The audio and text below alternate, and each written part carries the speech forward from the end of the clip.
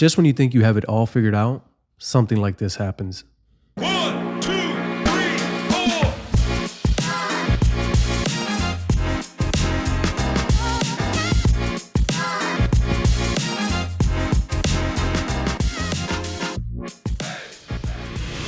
There's so many cool things that I want to show you guys today over at the farm. But before we go out there, before I show you any of those things, I have to feed the finches, I have to feed the parrots, and I also have to give you guys a very quick update on how the baby parrots have been doing.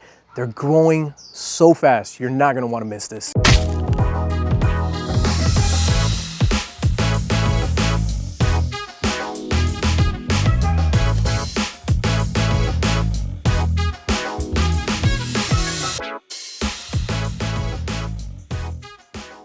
And here are the baby parrots. It's insane how fast these guys have grown. Well, it hasn't been fast, but it feels like it's been fast for me. I pulled them out about 2 weeks ago. The majority of them are almost fully feathered. You can see that there are still some that have a while to go. And then here we have the tiniest one. This was the smallest one from the bunch. He still has a bit of time to go, but he'll get there little by little. It's so much easier to feed these guys now. They've gotten used to the way that I feed them directly into the crop. We have 3 beautiful little Lutinos. We have some green opalines, 3 of them, and then the rest of them are blues. These guys will be available on the website by the time that this video comes out. It's gonna be on www.paradiseaviaryexotics.com. You can go ahead and reserve yours there. Let me know which one's your favorite color too. Behind me, I have a very special species of finch, one that is not common here in the US, and they are Peter twin spots.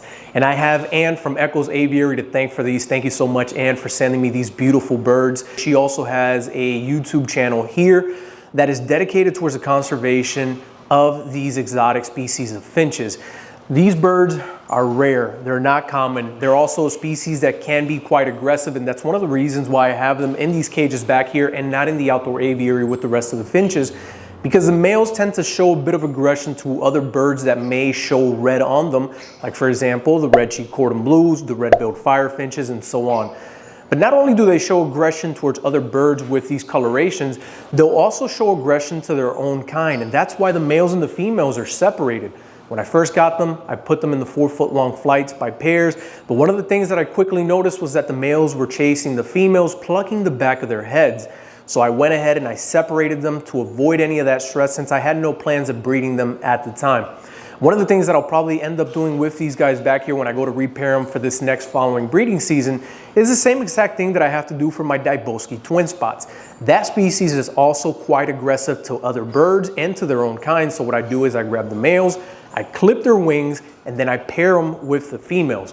This allows the females to kind of get away from the males if the males get a bit too aggressive. And since they can't fly well because some of their feathers have been clipped, they can't chase them, harass them, or stress them out during the breeding season. It gives them time to pair up properly. And this is shown to be very helpful during the breeding season. So once again, Ann, thank you so much. Your babies are here with me, and I can't wait to start working with them. I told you guys I had a lot of cool things to show you in this video, so let's continue. All right, guys, we're finally back at the farm. It is hot today. We have to go to the back. One of the cool things that I want to show you are the new baby pigs. There's a female pig that was supposed to give birth last night. I'm hoping that she already did, and hopefully there's a couple of beautiful little tiny potbelly pigs that I can show you in this video. But before we do that, check this out. Guess who's here with me? Little tiny parrots. The Quakers go wherever I go. I have to keep them with me because throughout the day I'm doing about 3 to 4 feedings a day. So as you can imagine, I'm gonna spend the next 4, 5, 6 hours here. I gotta feed them. I can't leave them at home, so they're here with me. Let's go check out those pigs.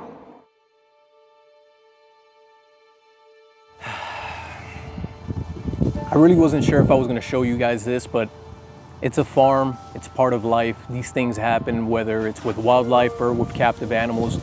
We have a pig back here. This beautiful girl was supposed to give birth last night. We were here, it got too late, we had to leave. And we knew eventually she would give birth overnight. She's a first-time mom, so our fear was that she would squish her piglets. This morning we get here, and unfortunately, that's exactly what she ended up doing.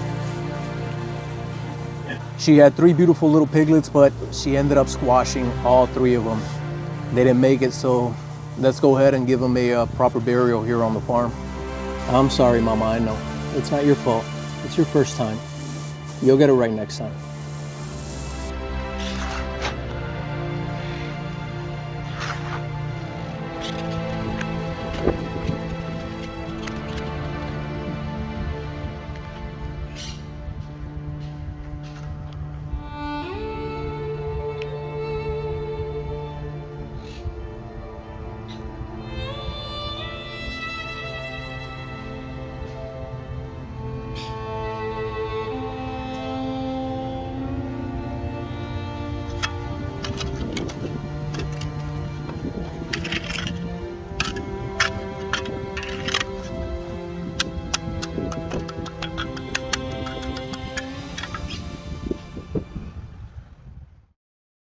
All right, before we start working back there on some of the other things that I have to show you, let me tell you guys the story about the peacocks and new peachicks that we have at this farm. So when we originally got the property, they had 4 peacocks here, 3 males and 1 female, but they had never produced for the original owners of the property. This year, for the very first time, we saw that one of the females was showing interest in a male. We continuously feed them throughout the property to make sure that they stay here with us, but we have some adjacent properties in the back, and sometimes they like to jump over and go into those properties because they free roam, and that's completely normal. But we were hoping that since they ate here all the time, that they would come and nest here as well. But that wasn't the case. They ended up nesting in the property behind us. So as you can imagine, it was a little bit difficult to go about that. We couldn't collect the eggs because we couldn't get a hold of the owner back there. I didn't want to trespass to get our peacock eggs, so I kind of just left it alone. And I kind of hoped that the raccoons would not find those eggs and that they would hopefully hatch. They ended up hatching, and within a few days after hatching, we would see them walking through that back property, but we couldn't grab any of them. By the time that the mama decided to jump over to our side of the property, the chicks were about 2 weeks old. They come over. I didn't have the camera with us or anything. We were just here doing our daily feeding, and we see her with the babies. And as you can imagine, we just chase after her and run like crazy people. It was 4 of us trying to catch all these little peachicks, and we were able to catch all 5 of them. So I was very happy that none of them gotten eaten by hawks, which we have a bunch here on the property. I was happy none of them had gotten eaten by raccoons. Now you're probably wondering, why did you catch them? Why didn't you just leave them running around? Well, for the first thing that I just said, in order to ensure and make sure that these peachicks make it to adulthood, I want to be able to put them inside of the coop that we have now for the chickens. And then that way, once they're around 4 or 5 months old, I'll release them to the property. That's gonna give them some time to mature. It's gonna give them time to get bigger and get used to us so they're not as wild as the ones that are originally here at the property. And hopefully there are more females than males. So once we release them to be free, just like the rest of them, they could pair up with some of those extra males that we have here, and then we could have more peachicks in the future. Now that you know the story behind the peacocks and the peachicks, let's start working on the chicken coop, because we have to move all of the chickens that we have in the run in front to the back. That's why we're trying to finish that coop, so then we can grab the peachicks and put them in that run so they can get used to the property, grow up there, get used to us, and then eventually we open the door and they could free roam the property. And here we have the chicken coop. You've probably seen it in the background of some of the older videos, and I've been working on it now for probably a little bit over a month, just on the weekends. This thing has tested my patience from day one. I've probably given up on this build about 2 to 3 times already, but every time I give up on it, my wife reminds me of the saying, happy wife, happy life. So here I am again for the 4th time, going at it, trying to get this thing done. I've built many things over my lifespan, from aviaries to bird cages and so on, but nothing has caused as much headache as this coop. So I'm very excited to kind of get this thing done and move on to some of the other things that we have to do here on the farm. It is so hot today. We have been working on this coop for a couple hours now, trying to get ahead as much as we can, but the sun is just unbearable today. All the animals are just in the shade, tucked away, hiding from the sun, and we're the only dummies out here getting burnt up. But we're trying to get this done. We've been little by little making some progress on it. We have the mesh already installed on this section. We just need to finish up the front door. We got the mesh here, the board. We kind of got the side done where we have the doors. You saw that a little bit earlier on, how I was building these doors and getting them set up. Over here, is a section where the chickens are gonna come in and lay their eggs. And then this side right here will have some purchase for them.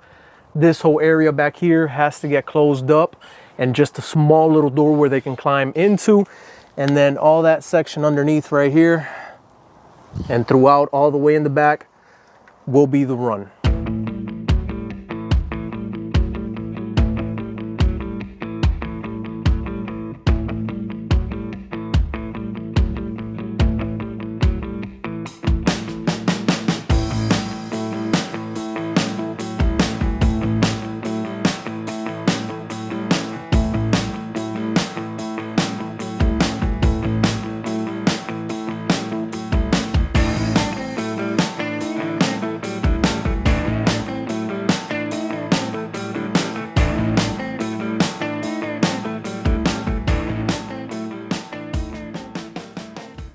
Just when you think you're making some progress, one of the goats, or a couple of the goats, got in. They couldn't find their way out. They pushed through the fencing or the mesh right there. They came through this side as well and pushed the mesh out. So now we have to fix that and kind of finish everything up. So let's get this done so they can't get in here anymore.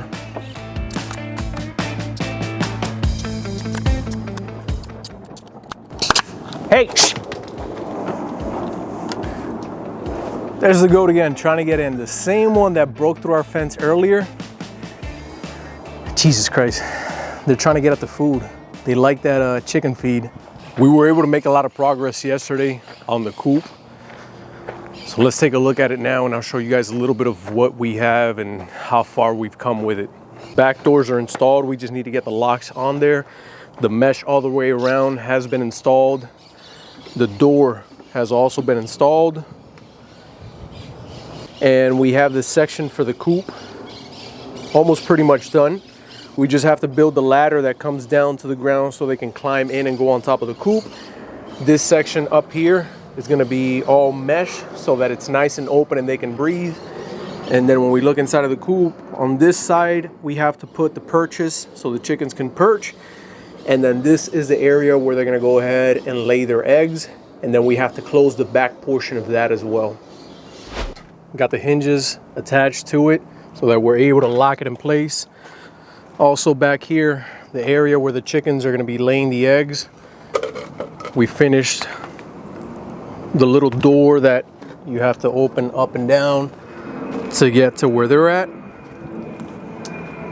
Then if we go towards the inside, you can see that the mesh has been placed up here, and then we kind of covered all the little edges with the 2x4 to kind of make it look a little bit nicer, and the ladder that leads up inside of the coop itself.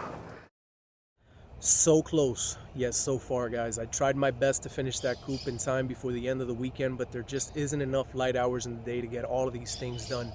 It's been an emotional weekend as well, with the tragic loss of the baby piglets, the arrival of the new Peachicks. I don't even know how to feel anymore. I've been happy, I've been sad. It's just a mix of emotion. Regardless of that, I hope that you guys follow along on the journey so you can see all of these new baby parrots and Peachicks as they develop and grow into adulthood.